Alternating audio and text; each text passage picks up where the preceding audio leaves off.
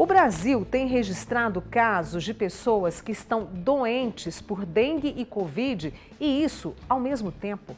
Vamos entender mais sobre essa infecção simultânea. O que explica? Quais são os riscos, os perigos? Eu estou recebendo aqui hoje o infectologista, Dr. Ricardo Calil. Dr. Ricardo, muito obrigada por ter vindo, prazer conhecê-lo. Prazer, igualmente. Seja bem-vindo aí mais uma vez amanhã. Então, eu fico feliz. E para discutir algo que tem sido comum e que tem preocupado vocês, é um motivo de alarme. O que explica essa infecção simultânea? Dengue e Covid, coitado de quem pega tudo, né? Então, são grandes problemas de saúde pública, né? E o momento epidemiológico que a gente está no momento, né? Propicia o aparecimento dessas duas infecções e pode ser no mesmo paciente, né? Infelizmente. Então, tanto a questão respiratória, por conta do Covid, né? Maior transmissão nas aglomerações, foi carnaval, as festas, né? Exato. E também agora a época das chuvas, água parada, mosquito, e aí vem a dengue junto. E aí, para o diagnóstico, porque eu sei que esse manejo de vocês, ele é muito minucioso. Para eu diagnosticar os dois, um já é difícil, imagina os dois. Como é que fica essa situação? Então, os sintomas, eles são muito parecidos, semelhantes, né? Aquele cansaço, dor no corpo, febre, dor de cabeça, né? O mais importante é, né, procurar uma assistência médica, o paciente, justamente para fazer os testes, e não é qualquer teste, depende do momento, do dia que está a infecção, para fazer os testes corretos, né? E alguns sintomas puxam mais para algum lado, por exemplo, o sintoma respiratório vai mais para o lado da Covid, dengue não teria sintoma respiratório, mas aquele cansaço, prostração tem nas duas infecções. E aí, como é que fica o tratamento? Estou com os dois, né? Estou aí em convalescência por essas duas doenças. Como é que fica o tratamento para um e para outro? Vai misturar? Como é que é isso? Então, de início, para qualquer infecção, a gente já inicia uma hidratação, né? Então, o caso para a dengue é uma hiperidratação, né? Por exemplo, um paciente de uns 80 quilos tem que tomar quase 5 litros de água por dia. Né? Água ou outros líquidos, né? Chá, suco, enfim. E vai dividindo, lógico, que durante o dia, né, essa hidratação. E o Covid, se a pessoa não sabe o que tem ainda, hidratar para o Covid faz bem também, né? Porque uma infecção já vai ajudando. Agora, o que não pode é usar qualquer medicamento. Isso que é o problema. Medicamentos analgésicos comuns, paracetamol, dipirona, até pode, né? Agora, a questão é sempre fazer com supervisão médica, porque aspirina, o AS, a anti-inflamatórios não pode, em hipótese alguma, porque aumenta sangramento, pode piorar todo o quadro. E aí, essa recuperação, ela é ainda mais lenta? Sim, sim. No caso dessa infecção simultânea. Além de ser mais lento, porque o corpo está mais inflamado, está tendo que, né, gastar mais energia para combater, né, as duas infecções, depende muito também da questão se a pessoa já tem outras, né, comorbidades, outras doenças, por exemplo, uma pressão alta, um diabetes, e se tiver descontrolado essas doenças de base, nossa, é complicado demais. Eu ia trazer justamente essa pergunta, quer dizer, essa infecção simultânea pode trazer complicações, principalmente para quem tem comorbidade, né? Principalmente, por exemplo, para quem já tem um problema pulmonar, né, fuma muito, o Covid, né, essa questão, ou a dengue para uma pessoa que já tem, né, uma certa debilidade, né, uma fragilidade, principalmente o idoso. E é também um alerta, né, que nós infectologistas estamos fazendo para as gestantes, né, porque as gestantes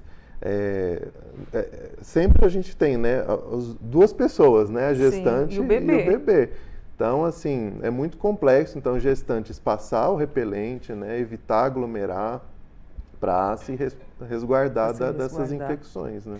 Eu vou fazer uma pausa aqui nas minhas perguntas, doutor Ricardo, até para trazer a participação do público, né? Eu tenho aqui a Michelle, ela está preocupada com relação à vacina da Covid, a gente está falando da Covid também, né, para os bebês. Ela tem uma bebê de 1 ano e 7 meses e ainda não deu nenhuma dose, ela está um pouco preocupada em relação a isso. Qual é a sua orientação? Então, a gente tem, né, das sociedades de infectologia, de imunização, que as vacinas são seguras.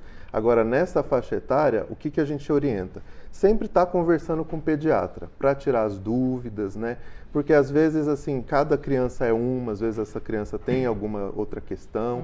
E o diálogo, né, fortalecer esse vínculo com o profissional de saúde, com o pediatra, no caso da criança, é a melhor coisa, né, pra Porque a gente tem os fazer. testes, tem as pesquisas em relação a isso. O que elas mostram da vacina nas crianças? Que é seguro, né, até o momento é seguro, mas tem às vezes as questões mais individuais de cada criança, né, às vezes alguma alergia, alguma coisa. Então, como é uma faixa etária mais, né, não digo crítica, mas assim, mais frágil, né, a gente tem que tomar mais esses cuidados. Mas as vacinas são seguras, né, a gente tem isso das sociedades, né, de infecto, de imunização. Vou trazer a Érica agora nesse momento. Ela falou, nossa, que coincidência de reportagem. Minha enteada foi ao médico ontem à noite achando estar com dengue pelos sintomas. Aí testou positivo para Covid. Acabou de pegar o resultado. O que fazer agora? Ela está só com dores no corpo, não teve febre, os sintomas persistem há 2 dias. E aí ela contou que o médico não pediu o exame de sangue. Aí de tanto insistir, acabou fazendo. Como é que, até para o exame mesmo, né? É preciso fazer esse exame? Então, se a pessoa, né, também já está se recuperando, já faz um tempinho, né, que já está com a infecção, no caso, né, alguns dias, aí, assim, acaba sendo que o exame, ele ajuda, mas se a pessoa já está, né, se recuperando, né, ficando de repouso, hidratando bem, aí não seria tão, né, necessário nesse momento. Agora, de início, que você está com uma febre alta, dor no corpo, e a gente precisa, né, direcionar mais o tratamento, aí é importante. Você deve estar acompanhando todo esse momento histórico que a gente está vivendo, né, doutor Ricardo? Essa epidemia e casos numa velocidade muito crescente. Hoje são 6 de março, a gente ainda não chegou naquela curva que vocês fazem. Qual que é a perspectiva?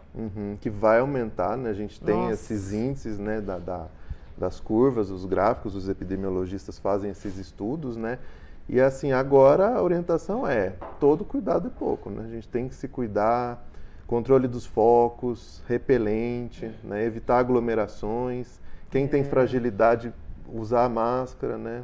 Para poder se proteger, né?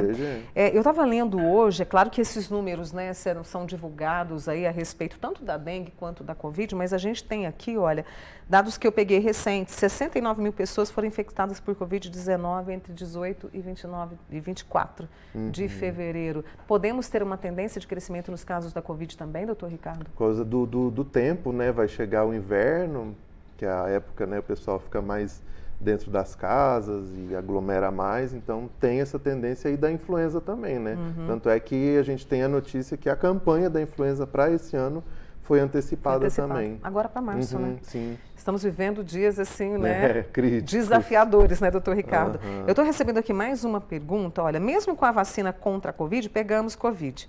E com a vacina contra a dengue, a gente também pode ter a doença? É até boa essa pergunta para a gente esclarecer, né, doutor Ricardo? Então, para uma doença geral, digamos assim, ela vai proteger em torno de 60%, 70%, né, a vacina. Agora, para casos graves, ela protege perto de 90%. Então, realmente, a vacina, tanto da dengue como da Covid, ela veio para proteger de casos graves, de hospitalização. Pegar, a gente, infelizmente, tem o risco de pegar, né? Mas vai ser uma doença mais leve, né? Mais branda. Mais brandos, né? Doutor Ricardo, você está sempre orientando ali, né, o pessoal lá nas suas redes sociais, e muitas pessoas, além dessa questão dos exames, de proteger, da vacina, também nós temos uma questão que é a proteção dentro de casa, que o pessoal sempre pede. 10 minutos por semana bastam para que você possa, né, verificar ali os focos. E aí, essa questão que você trouxe, todo mundo fala assim, uai, Mônica, mas água limpa também pode ser perfeita para a moradinha do mosquitinho indecente? Queria que você comentasse conosco aí como é que a gente limpa esses possíveis focos. E está na água limpa também. Sim, esse que é o problema. Tem bastante foco escondido, né, os focos ocultos que a gente fala dentro das casas. A gente tem que olhar tudo. Água limpa também pode, né, mosquito depositar os ovos e virar larva e mosquitos adultos. A gente tem até aquelas áreas, por exemplo, que fica na caixa d'água, o ladrão, né, aquele cano extra lá em cima para escoar água. Se não tiver tampado, pode o mosquito entrar por lá, mesmo a caixa d'água tampada. Né? Quem tem aqueles climatizadores de água, que tem aquelas... Sim, aquela gavetinha. Né, aquela gavetinha de água, pode mosquito entrar lá, se tiver alguma passagem, e depositar ovos lá. Então, assim, vários lugares a gente tem que olhar. Eu achei interessante aqueles vasinhos que a gente tem, né? Dos vasos ali. Ai, de repente choveu, aguei e ficou aquela borrinha ali, né? Aquela terrinha. Eu não só jogar água, mas eu tenho que secar, lavar, secar. E lavar. Porque se o ovinho estiver lá, mesmo seco, ele ainda está viável, né? E aí volta a água, ele volta, pode, né, a eclodir a larvinha. Então, assim, além de tirar a água, limpar, lavar os pratinhos também. Mais alguma coisa que eu devo observar? Tem muita gente que tem aquela água com jiboias, com algumas plantinhas na água. Elimina de uma vez, doutor Ricardo? Então, aí a gente está orientando colocar 1 colher de sopa da água sanitária para 1 litro de água, né? Deixa a água com cloro e aí pelo menos já evita que a larva se desenvolva, né? Larvicida. Então, dá para colocar água sanitária, né? Umas gotinhas naquela aguinha. Então já é um controle. Já é um controle, mas eu falei 10 minutos por semana, mas pode ser todo dia, né? Todo dia é ideal. Todo dia é ideal. Aqui só para a gente poder fechar, né? Mais uma pergunta. Achei foco da dengue no umidificador de ar, aquele que solta um vaporzinho. Olha onde ele foi parar.